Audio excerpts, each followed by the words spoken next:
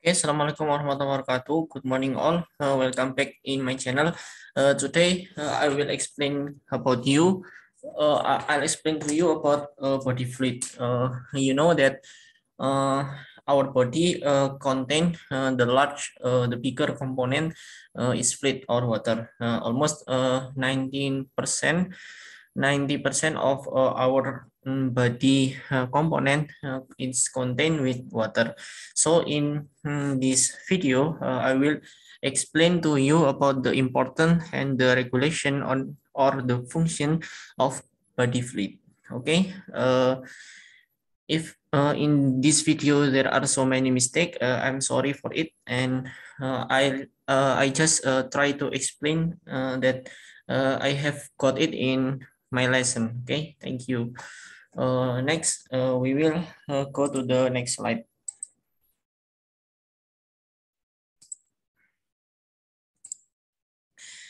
Yeah, in our lesson today, in this video, the learning objective. First, we can explain what is the major termination of this fluid body. There are three main role mechanism. The first is fluid balance. The second is electrolyte balance, and acid base balance. The fluid balance is the equal about the water gain and water loss, and the electrolyte is about the ion gain and ion loss, and acid base is about pH fluid in normal. And then what is the importance for homeostasis or the mechanism that our body do to keep the balance between fluid, electrolyte, and acid base. And the second, we will discuss and compare what is the composition of intracellular and extracellular fluid. What is the main anion and main cation, and what is the regulation of the fluids and electrolytes about the hormones. So there are I'll tell you first, there are three basic hormone, three major hormone that role about fluid and electrolyte regulation. The first is aldosterone, the second is ANP, and the third is antidiuretic or ADH, or we call it by vasopressin. Vasopressin or ADH secreted by posterior hypothalamus. We have talked about it in in last video. Okay, the third is we will describe about movement of fluid. Movement of fluid, we call it by fluid shift. What is fluid shift? Fluid shift is a movement of fluid from EGF, extracellular fluid, to intracellular fluid. And the last, we will discuss about mineral balance, that contain with sodium and potassium only. In our lesson, we just talk about sodium balance and potassium balance. Why? Because both of them is the higher or the main mineral that regulate our body in fluid body. Okay, and the last, I will add the discussion about disturbance of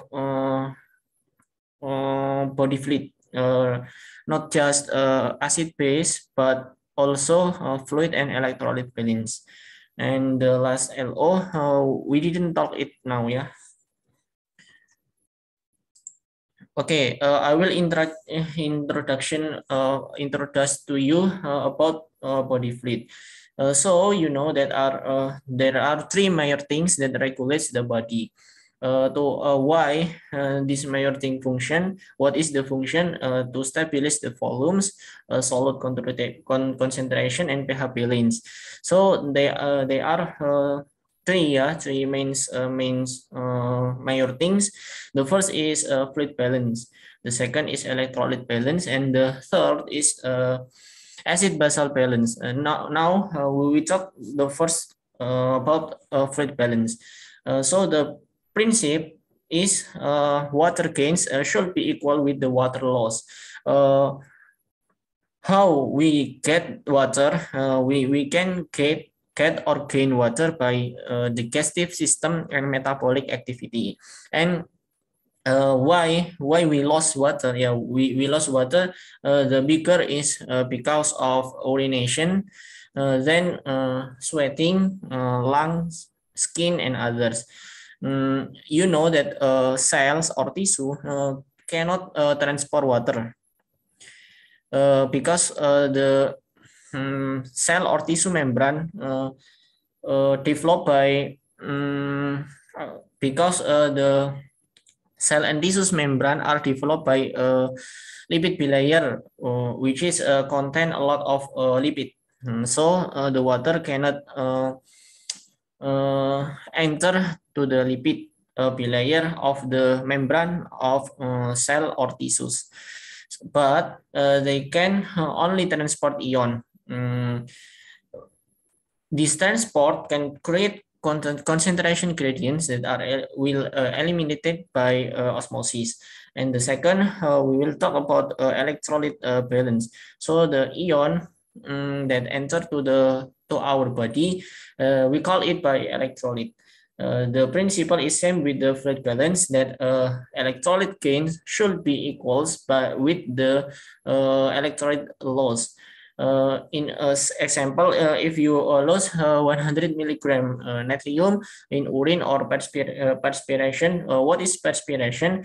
Perspiration is losses water or fluid by sweating, evaporating, and another. Yeah.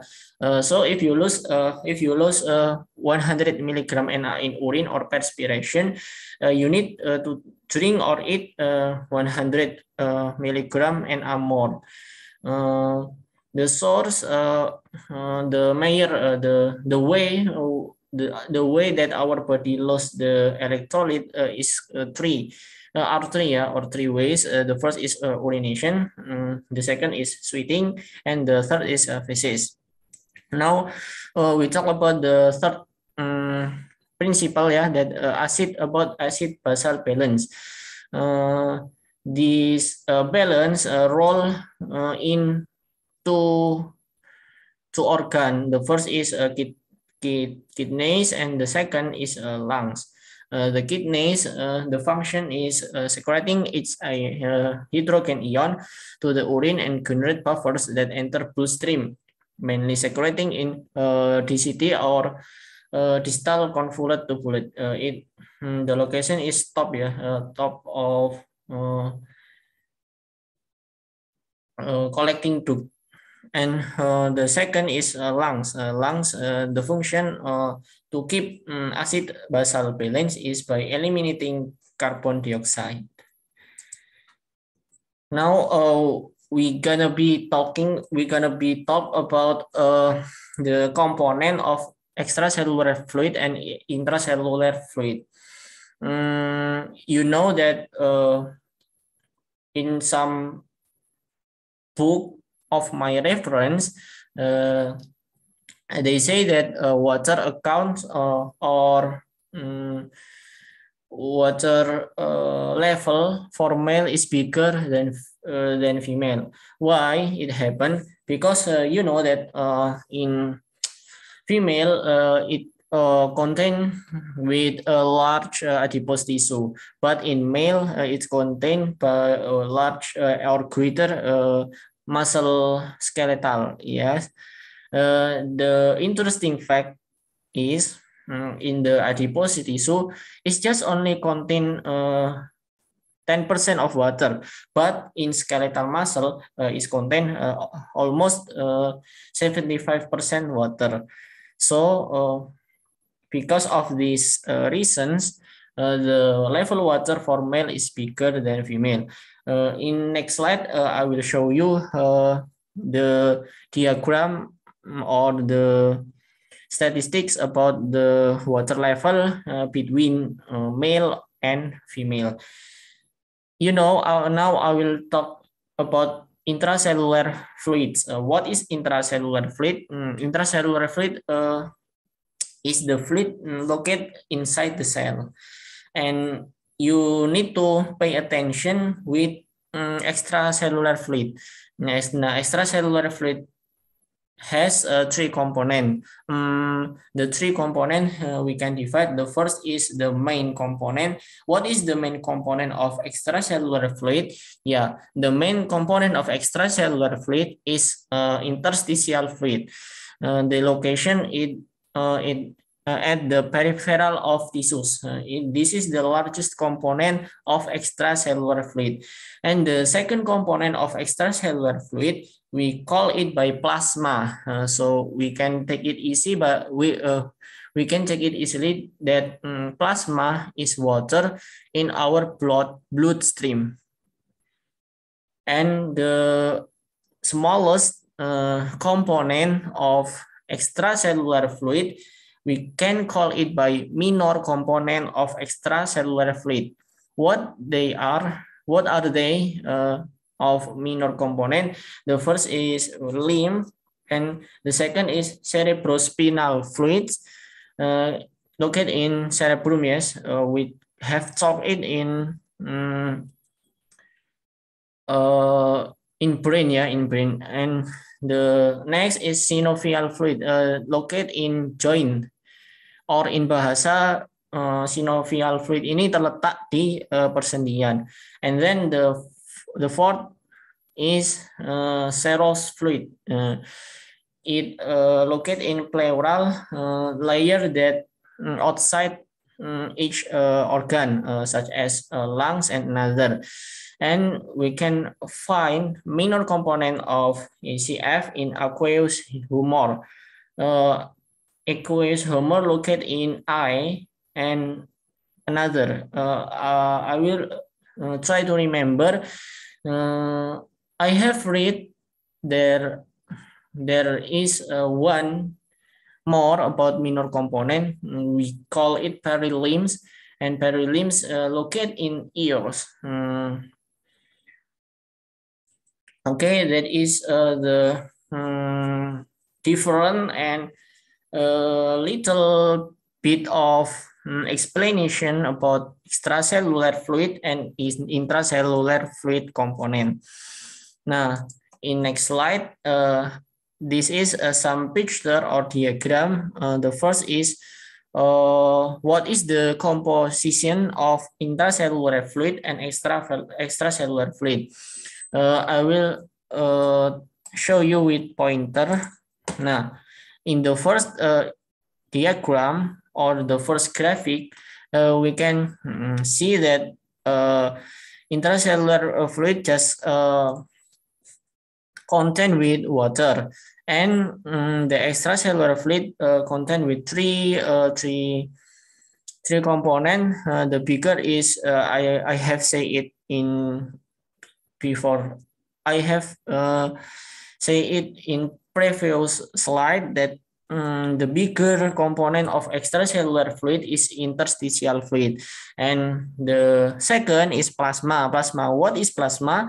Plasma is fluid in our bloodstream, and another mean the mean of another is minor component of extracellular fluid. What are they?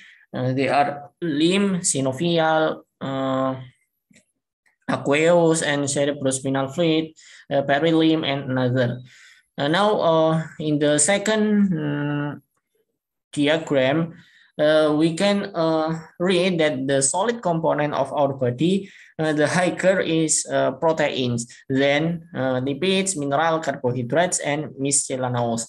And this is the diagram show you that the water level in males higher, 60%. Then the water level in females that it just 50%, and the reason is in males, they have a bigger skeletal muscle.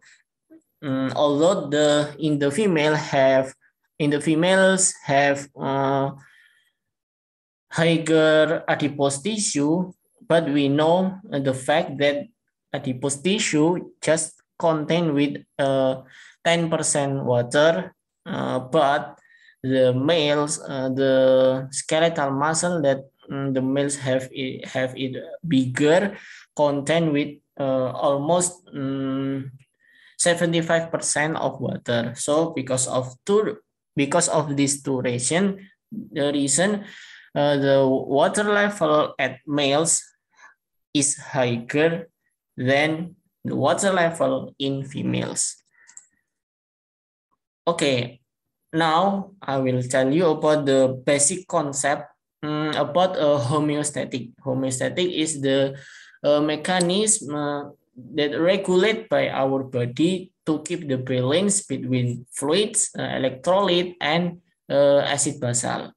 Nah, the first concept that homeostatic only change in extracellular fluid.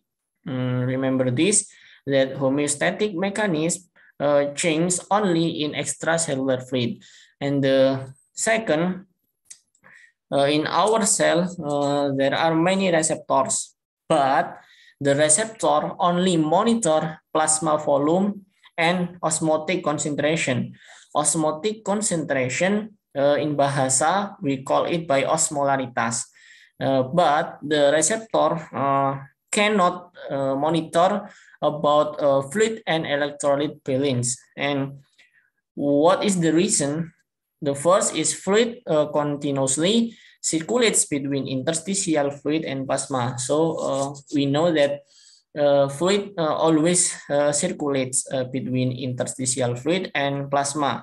Interstitial fluid in cell,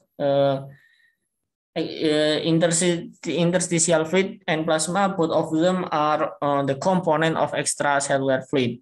Is related with the first fact that homeostatic mechanism only change in extracellular fluid. And the second reason that receptor only monitor plasma volume and osmolation is there are exchange or fluid shift between extracellular fluid and intracellular fluid. About the transport or fluid shift, we will discuss it later.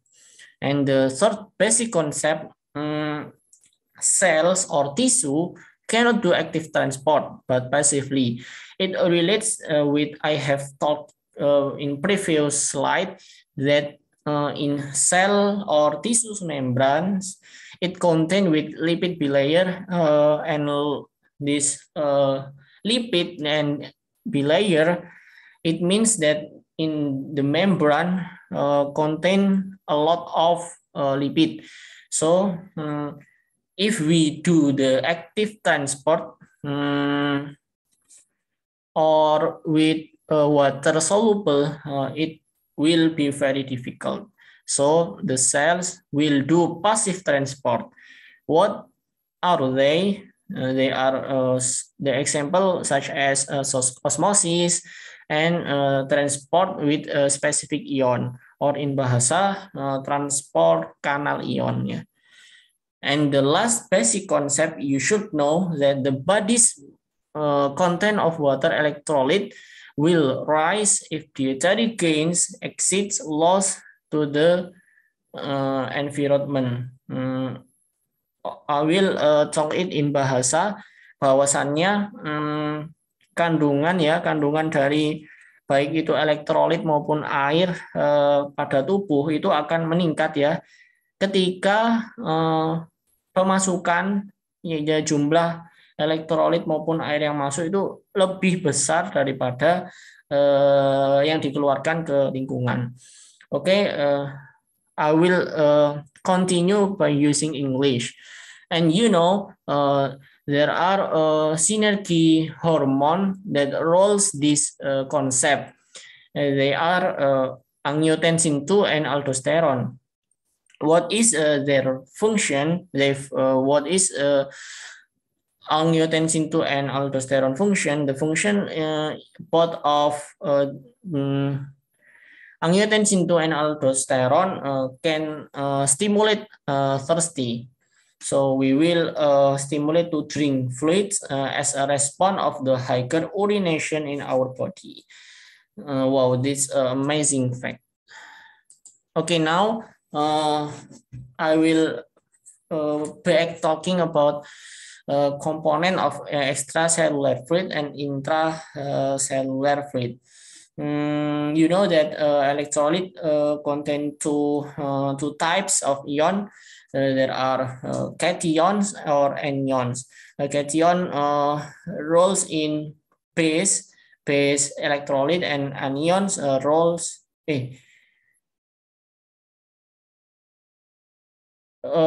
cation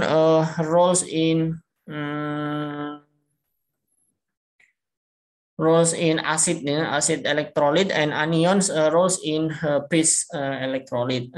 You know that the bigger composition cation in extracellular fluid, both of plasma and interstitial fluid, is natrium. Natrium. Later we will talk about natrium. And in intracellular fluid, the bigger cation is kalium. Then the anions of extracellular fluid, the bigger is chloride, Cl, yeah, and the bigger contain anions in intracellular fluid is HbO4 and protein. I will remind you that plasma and interstitial fluid are the component of extracellular fluid. I hope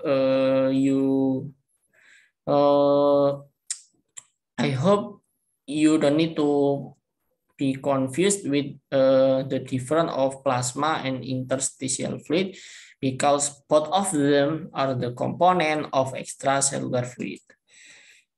Now, next I will show you about the primary hormone that regulates the body fluids. They are antidiuretic, or we call it by vasopressin, that stimulates that secrete in posterior hypothalamus.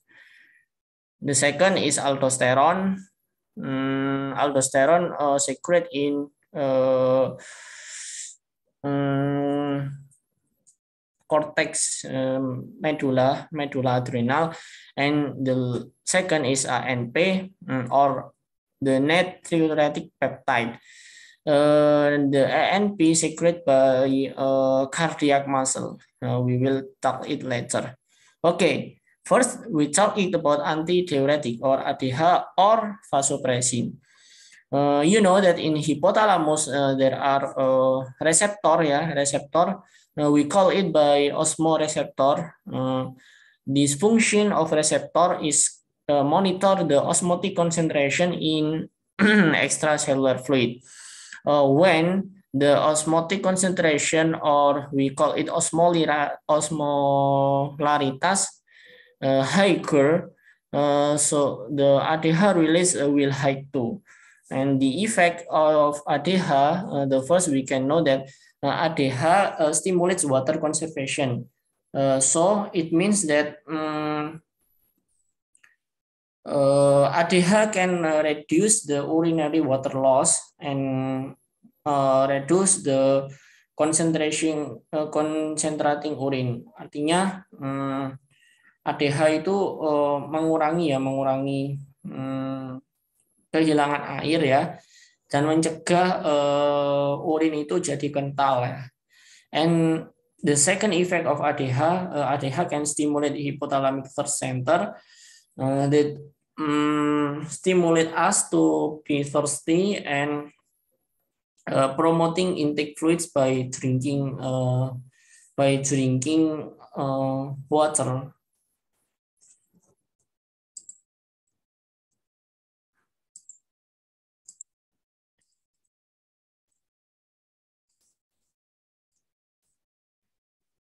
And then I'm sorry, the second hormone, aldosterone, and the third hormone is ANP. Aldosterone secreted in cortex,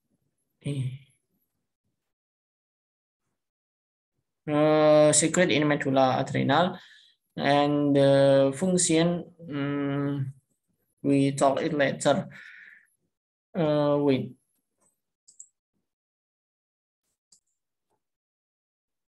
Now I will continue my explanation. The second important hormone is aldosterone. So aldosterone secreted by adrenal cortex, and the function is in an absorption and kalium loss. Why the aldosterone? Why aldosterone secret? Because to respond. The rising of kalium or the lower level of natrium in bloodstream. So the first is a drop in plasma volume or blood pressure, and the second baseline filtrate osmotic concentration, and the third effect is failing make the Na concentration low or make the kalium concentration higher. And the third primary hormone is ANP or natriuretic peptide. The beautiful fact about ANP, is secreted by cardiac muscle in response to abnormal stretching.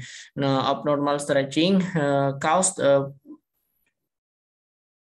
because the abnormal stretching happen because the blood pressure and blood volume higher.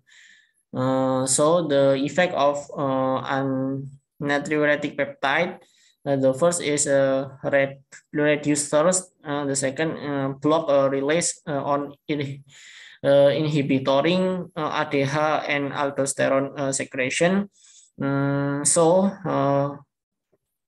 Because the ADH and aldosterone secretion is blocked, the water and salt can be safe or conservation. And what is the inhibitor for ANP? The inhibitor of ANP is a lower blood pressure and plasma volume. Now we will talk about movement in minor component ECF.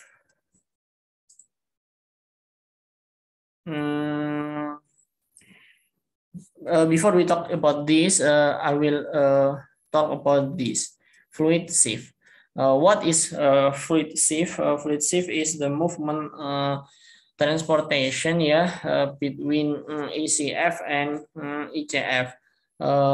What is make water or component can move from ECF and HAF and from HAF to ECF, it based on the osmotic gradient, or we call it osmotic concentration, or we call it by osmolaritas.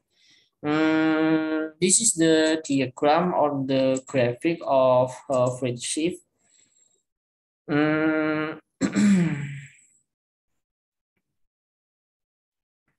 There are two principles that if the osmotic gradient increase, the fluid will hypotonic to ECF, and water move from the cell to ECF. So I will explain in bahasa. Jadi ketika osmolaritas dari ECF itu meningkat, maka dia itu akan menjadi hipotonik ya terhadap ICF, sehingga air itu bergerak ya dari ICF ke ECF gitu ya. Nah, penyebab dari osmolaritas ECF meningkat itu salah satunya adalah ketika kita itu kehilangan air tetapi retain elektrolit, jadi elektrolitnya tetap tertinggal gitu. Jadi saya ulangi, prinsip yang pertama ini adalah bahwa jika ECF itu osmolaritasnya meningkat, maka dia itu akan hipotonik kepada intracellular fluid, sehingga air itu akan bergerak dari intracellular fluid ke extracellular fluid. Nah, penyebab dari meningkatnya osmolaritas atau kekentalan ya, kekentalan dari ECF itu adalah ketika kita tuh hilang air tetapi eh, elektrolitnya itu masih di retain, ditahan di dalam extracellular fluid. Kemudian the second principle, if the osmotic gradient decrease, fluid will be hypotonic ya. Oh, yang pertama tadi hypertonic, kalau yang kedua hypotonic. Fluid will hypotonic, so water will move ya from ECF to ECF ya. So the volume ECF will increase. What is the cause of decreased ECF? If we gain water but not gain electrolyte. Because the volume intracellular fluid greater than extracellular fluid, we can call that extracellular fluid is water reserve. This is the main principle about fluid sieve. Then we go back to previous slide, that movement in minor component, not just movement between ECF to ECF or ECF to ECF, the component minor of ECF also do movement or transport activity. There are two principal movement in minor component of ECF. The first is water move back and forth across the mesothelial surface that line the peritoneal, pleural, and pericardial cavities, and through the synovial membranes that line joint capsules. Maknanya, jadi air itu membentuk siklus ya, melintasi permukaan mesotelium, baik itu pleural, pericardial cavity itu rongga, berarti pelapis perikardium ya, perikardium, kemudian sinovial, cairan sinovial antara kapsul atau yang menyambungkan sendi ya.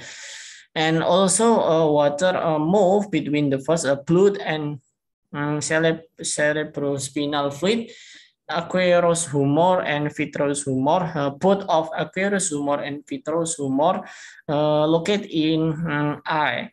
And the third, water also moves between perilimb and endolimb. Both of perilimb and endolimb are located in ear. Okay, this is the fluid gain and losses daily output and input. You know that from ECF, the activities water gain, I have said it that two main water gain ways. The first is metabolic water, and the second is digestive epithelium or digestive system. The total input is 200 and 2000 and 2000 milliliter and 300 milliliter. Wait.